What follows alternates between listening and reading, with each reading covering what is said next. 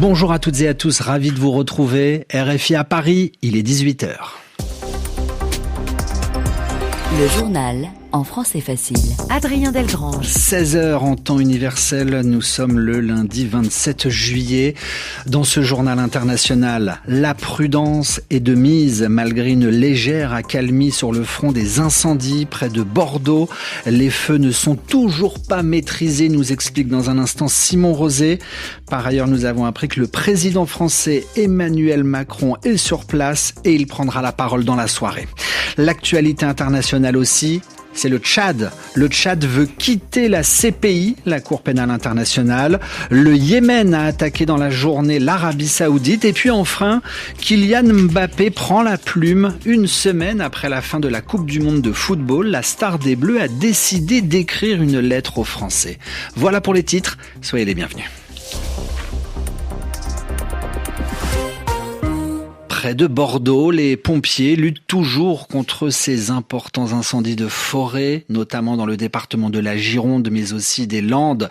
42 000 hectares sont déjà partis en fumée. C'est l'équivalent de la superficie de Marseille. 220 000 personnes ont été évacuées, contraintes de quitter leur habitation.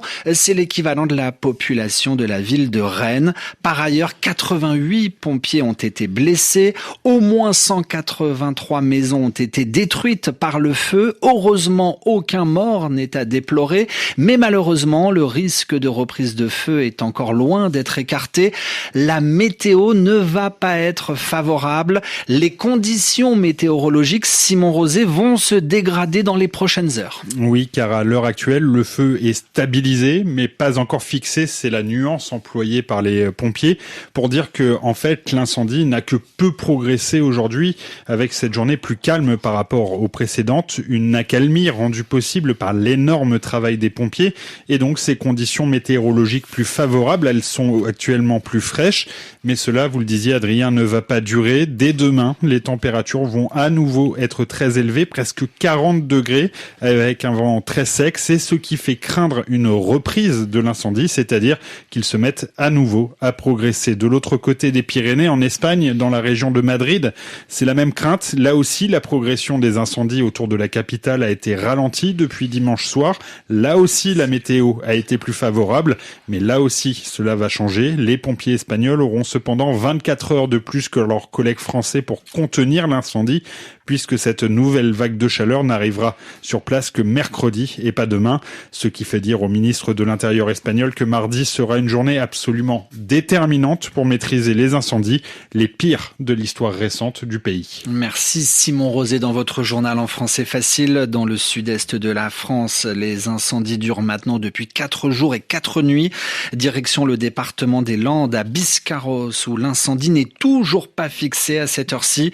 Sur place, la solidarité s'organise avec les sinistrés. Reportage, Sarah Krakovic. Lorsque les premiers évacués de l'intérieur des terres de Biscarrosse sont arrivés en bord de mer, Aude, patronne d'un restaurant avec son mari, a pris soin d'eux. Des plaides aux familles qui étaient dans leur voiture avec les enfants, des cafés, de l'eau, des prises de courant pour qu'ils rechargent leur téléphone pour donner des nouvelles à leur famille. On a fait ce qu'on a pu à notre échelle. Voilà, et après tout s'est déserté. Vous allez avoir des pertes financières ? Nous on va avoir de grosses pertes financières, n'étant pas directement impactés par les incendies. En revanche, c'est vrai que nous serons entre guillemets les naufragés oubliés parce que n'étant pas directement impactés, on a quand même une énorme perte. On ne sait pas si on pourra garder tous nos employés, donc voilà. Ça vous fait peur ? Très. En face s'élève la grande roue de la ville, entièrement vide. Jacques y travaille depuis plusieurs étés. Il est lui aussi désespéré. Il n'y a pas d'autre mot, c'est la catastrophe. Voilà, on ne voit personne et hier à 9h on était fermé, ce qui se comprend en fait. Plus loin, Frédéric tient un commerce d'accessoires de plage et de décoration. Il tente de rester positif. On ne peut pas faire grand-chose, on reste ouvert quoi qu'il arrive. Moi, c'était hors de question que je reste fermé parce qu'il faut quand même maintenir une activité, déjà pour nous moralement. On espère quand même que ça va rapidement se remplir. Des amis qui ont perdu des maisons, qui ont perdu des entreprises, qui ont brûlé. Bon, voilà, nous on va faire une mauvaise saison, on fera les comptes à la fin. Plus d'une centaine de maisons ont été détruites à Biscarrosse depuis le début des incendies et une vingtaine de commerces ont été touchés. Mais hier dimanche, 5000 habitants ont été autorisés à rentrer chez eux. Sarah Krakovic, Biscarrosse, RFI. Emmanuel Macron survole à l'heure actuelle les zones brûlées. Il les survole pour ne pas perturber les secours et il prendra la parole un peu plus tard dans la soirée. Le journal En français facile. en français facile. Au Moyen-Orient, aucun bombardement américain n'a été signalé en Iran depuis 3 jours. Une accalmie qui pourrait aussi s'expliquer par un détour à la pompe à essence. Nous sommes à présent aux États-Unis, alors que l'on se rapproche des élections de mi-mandat. 5 mois, quasiment jour pour jour après le début de la guerre contre l'Iran, les Américains restent toujours confrontés à des prix de l'essence très élevés, comme a pu le constater à New York, Gwendal Lavina. Sur cette route très fréquentée, 2 stations-service se font face. Les prix sont identiques parmi les moins chers de New York. Le gallon d'essence, presque 4 litres, est vendu à $3,98, $1,30 de plus qu'avant la guerre. Monique garde donc l'œil sur le compteur du prix. Je suis dégoûtée. Les Américains souffrent vraiment et c'est stressant. Je fais moins souvent le plein et je cherche la station la moins chère. Et puis j'essaye de prendre un peu plus les transports en commun, mais tout le monde ne peut pas le faire. C'est le cas de Martins, chauffeur de taxi qui fait le plein tous les jours. Depuis le début de la guerre, il gagne jusqu'à $400 de moins chaque mois. C'est incroyable. Chaque jour, l'essence augmente de 2 ou 3 centimes. Mais le prix de nos courses est encadré, donc on ne peut rien faire. C'est notre salaire qui prend. C'est très dur. À la pompe d'à côté, Daryl n'est pas très optimiste. On n'a pas le choix, mais je ne sais pas combien de temps on va pouvoir tenir. Tout ça, c'est de la faute de Trump et on ne sait jamais ce qui nous attend ensuite. Selon un récent sondage, 46% des Américains déclarent que le prix de l'essence aura des conséquences sur leur vote lors des élections de mi-mandat en novembre. Gwendal Lavina, New York, RFI. Pierre Cochard, l'ambassadeur français en Iran, a été convoqué par le ministère des Affaires étrangères à Téhéran pour ingérence. Les autorités reprochent à la France de s'être mêlée des affaires iraniennes. Selon le régime iranien, 2 hauts responsables français, 2 diplomates français ont mené des activités qui n'ont aucun sens, qui ne sont pas justifiées sous le seul prétexte de s'engager avec la société civile. Réaction de Paris, nous ne commentons pas les provocations iraniennes.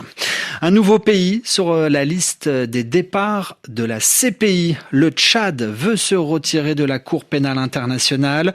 Les autorités tchadiennes dénoncent un travail de la CPI à géométrie variable. Autrement dit, les règles ne sont pas les mêmes pour tout le monde. 4 autres pays, le Burkina, le Mali, le Niger et le Venezuela, ont déjà engagé une procédure pour se retirer également de la CPI. Leur départ sera officiel seulement après décision des Nations Unies.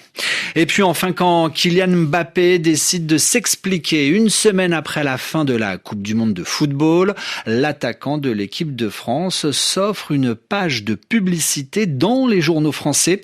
Une lettre, Frédéric Sutot, où il revient sur son mondial et celui des Bleus. Plus que le fond, c'est la forme qui interpelle. Kylian Mbappé dit merci pour tout, 8 jours après la fin du mondial, mais il ne répond pas là à une interview. Il écrit une lettre où il rappelle qu'il rêvait, petit, de jouer une Coupe du Monde, au moins une, et qu'il en a joué 3. Il parle de collectif, il remercie ses coéquipiers et tous les supporters.